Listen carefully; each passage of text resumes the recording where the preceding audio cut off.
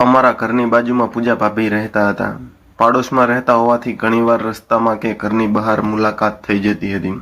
પરંતુ શરૂઆતમાં અમારી વચ્ચે માત્ર કેમ છો મજામાં એટલી જ વાતો થતી હતી. પૂજા ભાભી સ્વભાવથી ખૂબ જ હસમુખા હતા. સાંજ પડતી ત્યારે તેઓ ઘણીવાર પોતાના ઘરના ધાબા પર કપડાં સૂકવવા કે થોડી હવા ખાવા માટે આવતા હતા. એ જ સમયે દરમિયાન હું પણ મારા ઘરના ધાબા પર બેસતો હતો. એક દિવસ અચાનક મારી નજર તેમની તરફ ગઈ અને તેમની તે જ વસ્તુ બધી સ્પષ્ટ દેખાતી હતી. તેઓ મને જોઈ રહ્યા હતા. મારી નજર મળતા જ તેમણે હળવું સ્મિત કર્યું અને બીજી તરફ જોવા લાગ્યા. એ નાનકડું સ્મિત આખો દિવસ મારા મનમાં જ ચાલતું રહ્યું. બીજા દિવસે ફરી એવું જ થયું. આ વખતે મેં હસીને પૂછ્યું, ભાભી, મારી સામે આમ શું જુઓ છો? તેઓ હસતા હસતા બોલ્યા, કંઈ નહીં, તમે ધાબા પર રોજ શું કરવા આવો છો? એ જોતી હતી. મેં પણ મજાકમાં કહ્યું, હવે તો તમે રોજ જોશો એટલે હું પણ રોજ આવવાનો જ. તેઓ કંઈ જ બોલ્યા નહીં, માત્ર સ્મિત કર્યું. એ દિવસથી ધાબા પર મળવાની એક અદ્રશ્ય ટેવ પડી ગઈ. સાંજે હું ધાબા પર આવું તો થોડી વારમાં પૂજા ભાભી પણ ધાબા પર આવી જતા હતા.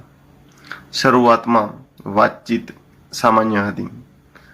ઘરના કામકાજથી લઈને પાડોશની નાની મોટી વાતો સુધી. પરંતુ થોડા દિવસોમાં વાતો વ્યક્તિગત બનવા લાગી. એક સાંજે તેમણે પૂછ્યું, તમને કઈ વાત સૌથી વધારે ગમે છે?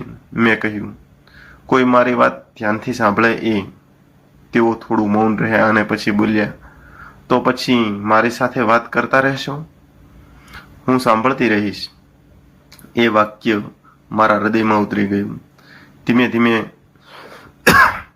ધીમે ધીમે અમને એકબીજાની રાહ રહેવા લાગી. જો કોઈ દિવસ તેઓ ધાબા પર ન આવે તો મને કંઈક ખૂટતું હોય એવું લાગતું, અને જો હું મોડો આવું તો બીજા દિવસે તેઓ ફરિયાદ કરતા, ગઈકાલે બહુ વ્યસ્ત હતા, શું ધાબા પર દેખાયા જ નહીં? હું હસીને કહેતો, તમારી રાહ જોઈ રહ્યો હતો. તેઓ આંખો નીચી કરીને કહેતા, વાતો તો મોટી કરો છો, પણ તેમના ચહેરા પરનું સ્મિત બધું જ કહી દેતું હતું. એક સાંજે અચાનક વરસાદ શરૂ થઈ ગયો. હું ધાબા પરથી નીચે જવા લાગ્યો.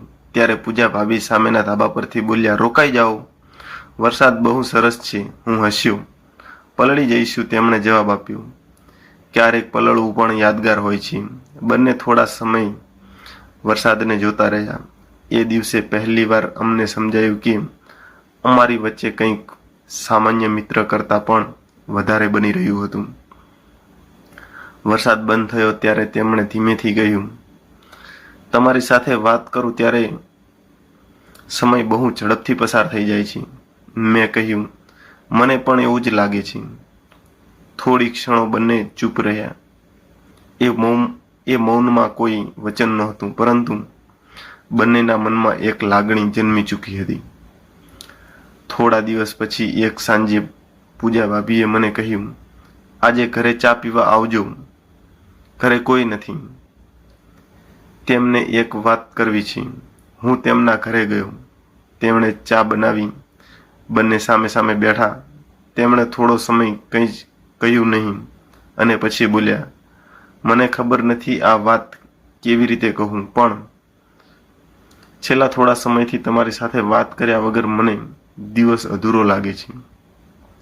અને મેં પણ પછી હસીને કહ્યું, મેં પણ મારા મનની વાત પછી છુપાવી નહીં. મને પણ તમારી રાહ રહે છે.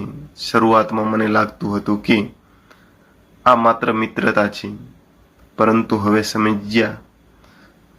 સમજાય છે કે મારા મનમાં તમારા માટે ખાસ લાગણી છે.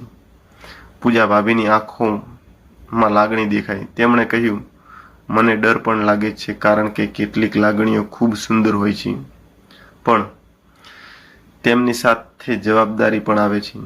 મેં માથું હલાવ્યું. હું તમારી લાગણીઓનો આદર કરીશ. ઉતાવળમાં કંઈ જ નહીં કરીએ. આ વાતથી તેમના ચહેરા પર શાંતિ આવી ગઈ અને પછીના દિવસોમાં અમારી વાતચીત વધુ સમજદારીભરી બની. હવે માત્ર મજાકી નજરો નહોતી, અમે એકબીજાના જીવન વિશે વિચારવા લાગ્યા. પૂજા ભાભી પોતાના અધૂરા સપનાઓ વિશે કહેતા અને હું મારા ભવિષ્ય વિશે વાત કરતો. તેઓ મારી મુશ્કેલીઓ સાંભળતા અને હું તેમની ચિંતાઓ સમજવાનો પ્રયત્ન કરતો. ક્યારેક તેઓ કહેતા, તમે મારી વાત સાંભળો છો એટલે મને સારું લાગે છે, અને હું જવાબ આપતો, તમારી વાત સાંભળવી મને ખૂબ જ ગમે છે. અમારા સંબંધમાં સૌથી સુંદર બાબત એ હતી કે અમે એકબીજાને બદલવાનો પ્રયાસ કરતા નહોતા. જે હતા તે જ સ્વરૂપ સ્વીકારતા હતા. એક રાત્રે ધાબા પર બંને બેઠા હતા. આકાશમાં ચાંદ હતો અને આસપાસ ખૂબ જ શાંતિ હતી. પૂજા ભાભીએ ધીમેથી પૂછ્યું, જો એક દિવસ હું તમારી જિંદગીમાંથી દૂર થઈ જાઉં તો? મેં પણ થોડું મૌન રાખીને કહ્યું, તો કદાચ ધાબા પર આવવાની મારી ટેવ જ છૂટી જશે, કારણ કે હવે આ જગ્યા તમારી સાથે જોડાઈ ગઈ છે. તેમણે હળવું સ્મિત કર્યું. મને પણ હવે આ ધાબો પહેલા જેવો લાગતો નથી. બંને હસ્યા. એ રાત્રે કોઈએ પ્રેમનો મોટો ઇઝહાર કર્યો નહીં, છતાં બંને સમજી ગયા કે દિલમાં હવે જે હતું તે હવે છુપાયેલું રહ્યું નહોતું. આવી જ રીતે વાતો કરતા કરતા ઘણો સમય પસાર થતો રહ્યો. અમારો સંબંધ માત્ર આકર્ષણ પર આધારિત ન રહે એ માટે બંનેએ એકબીજાની પરિસ્થિતિ અને જવાબદારીઓ વિશે ગંભીરતાથી વિચારવાનું શરૂ કર્યું.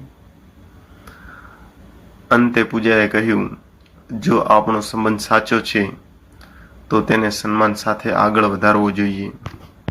મેં કહ્યું, હા, પ્રેમ એવો હોવો જોઈએ જેને છુપાવવાની નહીં, પરંતુ યોગ્ય સમયે સ્વીકારવાની હિંમત પણ હોવી જોઈએ. એ પછી ધાબા પરની અમારી મુલાકાતો પહેલા કરતાં વધુ ખાસ બની ગઈ હતી. એક નજરથી શરૂ થયેલી વાતચીત પ્રેમ સુધી પહોંચી ગઈ હતી. કોઈ મોટા વચનો વગર, કોઈ ફિલ્મી નાટક વગર, માત્ર રોજની નાની વાતો, એકબીજાની રાહ, એક કપ ચા, વરસાદની સાંજ અને દિલની સાચી લાગણીઓથી. અને આજે પણ જ્યારે સાંજ પડે છે ત્યારે એ ધાબો મને યાદ અપાવે છે કે ક્યારેક પ્રેમ કોઈ મોટા પ્રસંગથી નહીં, પરંતુ સામેની વ્યક્તિની એક નાનકડી સ્મિતથી શરૂ થાય છે. તો મિત્રો, આજની વાર્તામાં આટલું, અને આવી જ વાર્તાઓ સાંભળવા માટે આપણી આ ચેનલ ગુજરાતી લાઈફ સ્ટોરીને સબસ્ક્રાઈબ કરતા જજો. તો ચાલો, આજની વાર્તામાં આટલું, અને ફરી મળીએ એક નવી વાર્તા સાથે. ત્યાં સુધી બધાને જય માતાજી.